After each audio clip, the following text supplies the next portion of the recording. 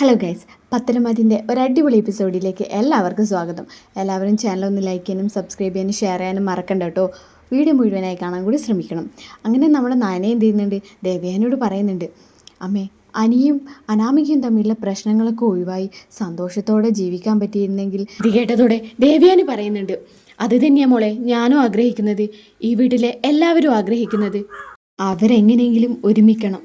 അനാമികയുടെ കയ്യിലിരിപ്പ് കുറച്ച് മോശമാണെങ്കിലും എങ്ങനെയെങ്കിലും നല്ല രീതിയിൽ പോകണമെന്ന് ഞാൻ എന്നും പ്രാർത്ഥിക്കാറുണ്ട്. ഇനി നന്ദുവുമായിട്ട് അനി ഒരിക്കലും അടുക്കാൻ പാടില്ല. കാരണം അത് അനന്തപുരി തറവാട്ടിന് മോശപ്പേരുണ്ടാക്കും. പക്ഷെ അനിക്കാണെങ്കിൽ നന്ദു ഇല്ലാതെ പറ്റില്ല എന്നല്ല അവസ്ഥയാണ്. ട്രെയിനിങ് സ്ഥലത്താണെങ്കിലും നന്ദുവിനെ ഇടയ്ക്കിടയ്ക്ക് അനി വിളിച്ചുകൊണ്ടിരിക്കും. അനാമികയ്ക്ക് മനസ്സിലാകുന്നുണ്ട് കേട്ടോ അനി നന്ദുവിനെ വിളിക്കുന്ന കാര്യമൊക്കെ. എന്നിട്ട് ഒരു ദിവസം അനാമിക ചോദ്യം ചെയ്യുന്നുണ്ട് അനിയെ, നീ ഇപ്പോഴും അവളെ വിളിച്ചുകൊണ്ടിരിക്കുകയാണല്ലേ, അവളെ സ്വപ്നം കണ്ട് ജീവിച്ചോ? അപ്പോൾ അനി പറയുന്നുണ്ട്, അത് നിനക്കെന്താടി അനി, ഇനി നീ അവളെ മെസ്സേജ് അയക്കാനും ഫോൺ വിളിക്കാനൊന്നും പാടില്ല. ഞാൻ കണ്ടു കഴിഞ്ഞ ദിവസം നീ അവൾക്കൊരു മെസ്സേജ് ഇട്ടത്. ഇനി ഇങ്ങനെയൊന്നും ഞാൻ കാണാൻ ഇടവരരുത് കേട്ടോ.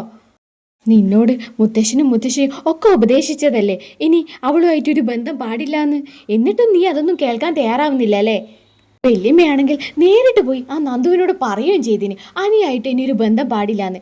എന്നിട്ട് അവളും കേൾക്കുന്നില്ല. അനന്തപുരിയിൽ നിന്ന് ഞാൻ ഇറങ്ങിപ്പോയി കഴിഞ്ഞാൽ അവളെ ഇങ്ങോട്ട് കയറ്റാന്നായിരിക്കും നിന്റെ ഉദ്ദേശം. അതങ്ങ് മനസ്സിൽ വെച്ചാൽ മതി കേട്ടാ. ഇത് കേട്ട് അനാമികയോട് ദേഷ്യത്തോടെ ഇവിടെ നിന്ന് പോ എന്ന് പറയുന്നുണ്ട്. ഇത് കേട്ട് അനാമിക ആ റൂമിൽ നിന്ന് പോകുന്നുണ്ട് കേട്ടോ.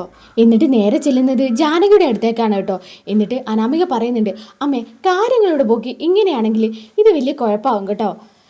അനി നന്ദുവിനെ ഇപ്പോഴും വിളിക്കുകയും മെസ്സേജ് അയക്കുകയൊക്കെ ചെയ്യുന്നുണ്ട്. അതേ മോളെ, കാര്യങ്ങളൊക്കെ എനിക്കൊരു പന്തികേട് ഫീൽ ചെയ്യുന്നുണ്ട്. അവളുമായിട്ട് അനി കൂടുതൽ അടുക്കുക തന്നെയാണ് ചെയ്യുന്നത്. നീ ഒരു കാര്യം ചെയ്യ്, നീ തന്നെ ശ്രമിച്ചാലേ അനി ഇനി മാറ്റിയെടുക്കാൻ നമുക്ക് പറ്റൂ.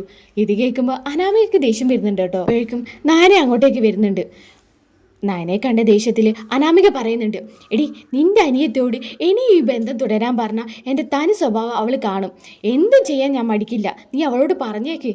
ഉടൻ തന്നെ നാന പറയുന്നുണ്ട്, ചുമ്മാ പേടിപ്പിക്കലേ, അവളെ കാര്യം നോക്കിപ്പോയതാ. അവൾ ഇവിടെ വന്നിട്ട് ആരുമായിട്ട് ഒരു ബന്ധവും സ്ഥാപിക്കാൻ പോകുന്നില്ല. നിങ്ങൾ അനിയത്തി ഇപ്പോഴും അനിയെ വിളിക്കുന്നുണ്ട്. അവർ തമ്മിൽ നല്ല ബന്ധമാണ്. ഇപ്പം മെസ്സേജ് അയക്കുകയും വിളിയൊക്കെ കൂടുതലാണ്. അപ്പം നാന പറയുന്നുണ്ട്, ഒരിക്കലുമില്ല, അവളെ നല്ലതുപോലെ ഉപദേശിച്ചിട്ടാണ് ഞാൻ ട്രെയിനിങ്ങിന് പറഞ്ഞു വിട്ടത്. ഒരിക്കലും അനിയെ അവൾ വിളിക്കില്ല, എനിക്ക് വിശ്വാസമാണ് ഒന്നും പറഞ്ഞ് നാന അകത്തേക്ക് പോകുന്നുണ്ട് കേട്ടോ. പക്ഷേ അനാമിക പറഞ്ഞത് നായനയുടെ മനസ്സിൽ തന്നെ ഉണ്ടായിരുന്നു. ഉടൻ തന്നെ കനകയെ വിളിക്കുന്നുണ്ട് കേട്ടോ നായന. എന്നിട്ട് ചോദിക്കുന്നുണ്ട്, നന്ദു വിളിക്കാറുണ്ടോ അമ്മേ? ആ വിളിക്കാറുണ്ട്, എല്ലാ ദിവസവും വിളിക്കാറുണ്ട്. അനിയുടെ കാര്യം വല്ലതും പറയാറുണ്ടോ? ആ ഞാൻ അങ്ങോട്ട് പറയാറുണ്ട്, അനിമോനെ വിളിക്കാനൊന്നും നിൽക്കരുതെന്ന്. അപ്പോൾ അവൾ പറയും, ഇല്ല ഞാൻ വിളിക്കില്ല അമ്മേ എന്ന് പറയാറുണ്ട്. എല്ലമ്മേ, അനി ഇപ്പോഴും നന്ദുവിനെ വിളിക്കാറൊക്കെയുണ്ട്. ആ അനാമിക എൻ്റെ അടുത്ത് വന്ന് പറഞ്ഞു. അനാമിക പറഞ്ഞതൊക്കെ സത്യമാണെന്നാണ് എനിക്കും തോന്നുന്നത്.